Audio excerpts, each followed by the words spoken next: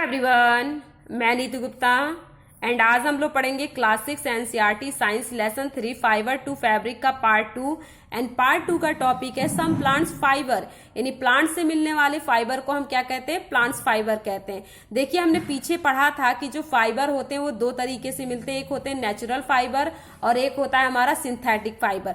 जो natural fibre होते हैं वो हमें प्लांट एंड एनिमल से मिलते हैं। उसके एग्जाम्पल कौन से थे? प्लांट से मिलने वाले फाइबर जूट एंड कॉटन, और जो एनिमल से वूल, सिल्क, ये सब थे। ठीक है, तो आज हम सिर्फ पढ़ेंगे प्लांट्स फाइबर के बारे में। यहाँ देखिए कॉटन, फर्स्ट क्या है, कॉटन के बारे में पढ़ेंगे। Have you ever made wicks for oil lamp? क्या आपने कोई भी दिए के लिए बत्ती बनाई? देखिए जो हम दिवाली पे दिए जलाते हैं उसमें हम बत्ती यूज करते हैं ना, फिर ऑयल डालते हैं, तभी तो घर में रोशनी होती है। तो इसमें पूछा कि क्या आपने कभी घर में मतलब कि बत्ती बनाई है दिए के लिए? What do you use for making this wicks? आप उस बत्ती बनाने के लिए क्या यूज करते हैं? This cotton wool is also use for filling mattresses, quilts और पिलो। देखिए इसी कॉटन का यूज हम अपने घर के क्या गद्दे, रजाई और तकिया भरने में भी करते हैं। तो आपने इतना तो जान लिया कि जो कॉटन का यूज है, पहली बात तो बत्ती बनाने में और दूसरा गद्दे, रजाई और तकिया भरने में किया जाता है। ठीक है, अब यहाँ देखिए कॉटन को हम हिंदी में क्या कहते हैं, कपास या रुई भी बोलते हैं। अब रुई, देखिए कॉटन नहीं समझ में तो रुई तो समझ में आ जाएगी ना, कि जो हमारे घर में तकिया होता है यानी पिलो होते हैं उसमें क्या कॉटन यानी रुई होती है। ठीक है, अब यहाँ देखिए टेक सम कॉटन वूल, आपको क्या करना है, थोड़ा हाथ में मतलब कि कॉटन लेना है। Pull it apart and look at its edges. मान लीजिए आपने एक हाथ में ऐसे ले रखा है कॉटन और दूसरे हाथ से थोड़ा खींचेंगे तो कुछ हमें क्या, व्हाट डू यू ऑब्जर्व, आप क्या देखते हैं? The small thin strand that you see are made of cotton fibre. जो आप मतलब कि अगर खींचते हैं उसे तो कुछ हमें रेसे दिखाई देंगे, तो वो रेसे ही क्या कहलाते हैं, हमारे कॉटन फाइबर कहलाते हैं। ठीक है, where does this cotton wool come from? अब हमें जानना है कि जो कॉटन वूल होता है ये कहाँ से आता है। ठीक है, it is grown in the field, ये कहाँ, खेतों में मिलता है, यानी इसकी खेती की जाती है। Cotton plant are usually grown at place having black soil and warm climate.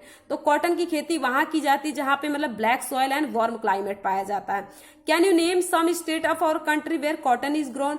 मतलब कि आप क्या मतलब कि जिस कंट्री में रहते हैं कुछ स्टेट के नाम बता सकते हैं जहां पे कॉटन को उगाया जाता है? तो देखिए हम तो कहाँ, इंडिया में रहते हैं। ठीक है, इंडिया में तो देखिए गुजरात है, महाराष्ट्र है, एमपी और राजस्थान है, यहाँ पे क्या है, कॉटन की खेती ज्यादा की जाती है। ठीक है, अब यहाँ देखिए the fruits of the cotton plant, cotton balls are about the size of lemon.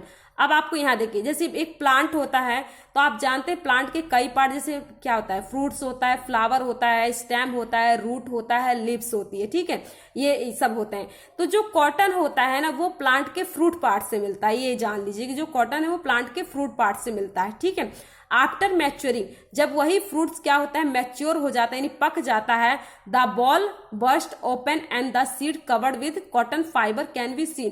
तो क्या होता है, वही कॉटन फ्रूट पर क्या होता है, फट जाता है, फटने के बाद उसके ऊपर कॉटन आ जाते हैं। ठीक है, हैव यू एवर, यहाँ देखिए पहले ये देखिए ये है कॉटन फील्ड, यहाँ पे ये इसका स्टेम वगैरह यानी प्लांट है, और जो आपको व्हाइट व्हाइट दिख रहा है यही क्या है, हमारे कॉटन फाइबर हैं। ओके, अब यहाँ देखिए हैव यू एवर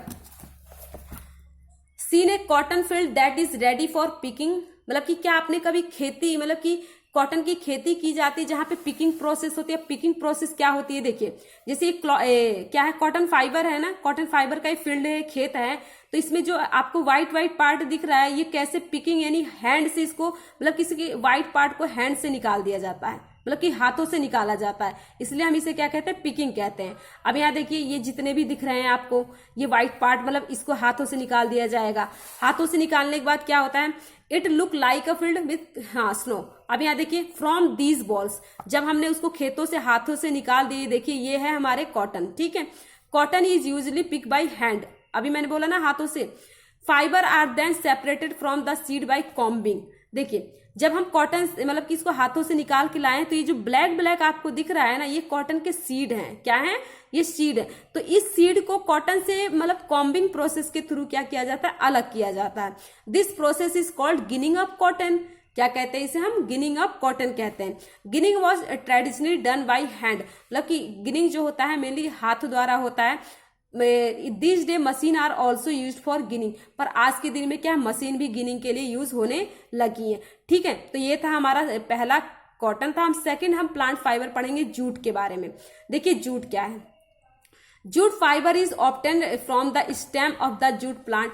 जैसे जो कॉटन था वो हमारा प्लांट के फ्रूट पार्ट से मिलता है, वैसे ही जो जूट होता है वो प्लांट के स्टेम पार्ट से मिलता है। ठीक है, अब यहाँ देखिए, it is cultivated during the rainy season. जब बारिश होती है तो उस टाइम इसकी खेती की जाती है। In India jute is mainly grown in West Bengal, Bihar and Assam. हमारे भारत देश में जो जूट की खेती कहाँ पे, वेस्ट बंगाल, बिहार और आसाम में की जाती है। ठीक है, the jute plant normally harvested when it is at flowering stage. मान लीजिए कि एक जूट प्लांट की खेती है, मतलब कि खेत है, उसका पता है उसकी कटाई कब की जाती है, जब वो फ्लावरिंग स्टेज में होता है तो उसकी कटाई कर लिया जाता है। The stem of the harvested plant are immersed in water for a few days. अब इसके स्टेम को कुछ दिन के लिए पानी में डाल दिया जाता है। क्या है, पानी में डाल दिया जाता है।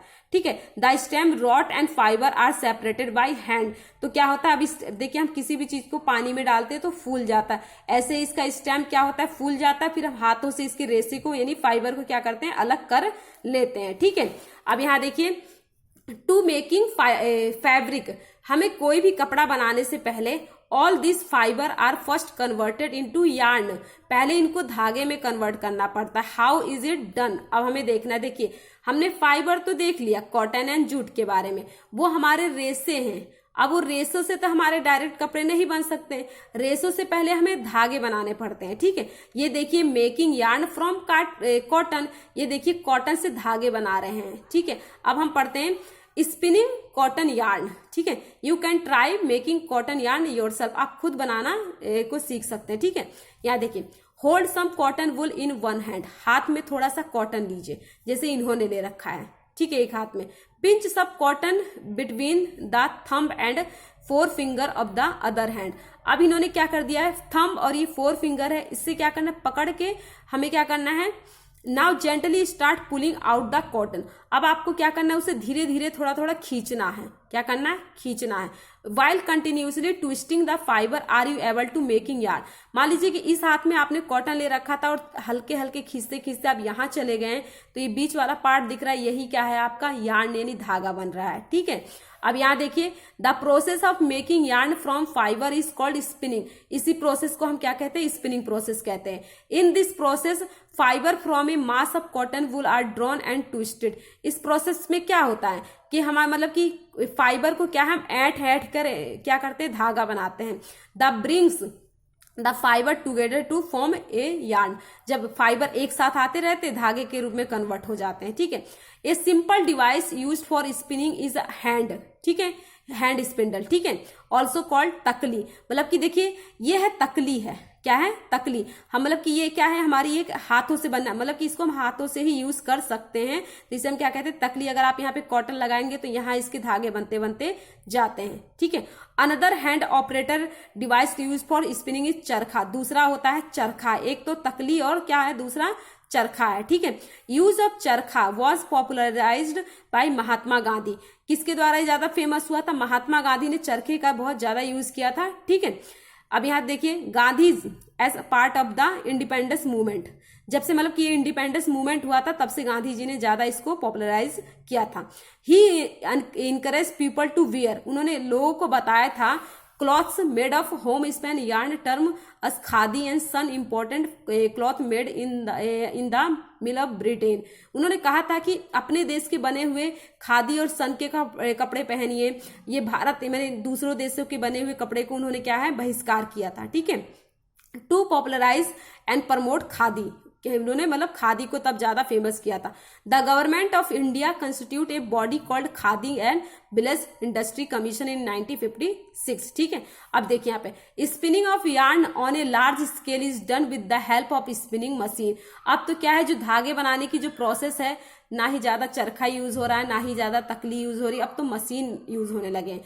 After spinning yarn are used for making fabric. जब हम धागा बना लेते हैं तो जो वो धागा होता है उससे कपड़े बनाने के लिए तैयार हो जाते हैं। ठीक है, तो ये था पार्ट 2। अब हम पार्ट 3 में आगे पढ़ेंगे यार्न टू फैब्रिक। मतलब हमने इस पार्ट में तो सिर्फ यार्न बनाना सीखा था, अब हम यार्न से कपड़े बनाना सीखेंगे। ठीक है, तो ये पार्ट 2 में यही तक है। Thank you.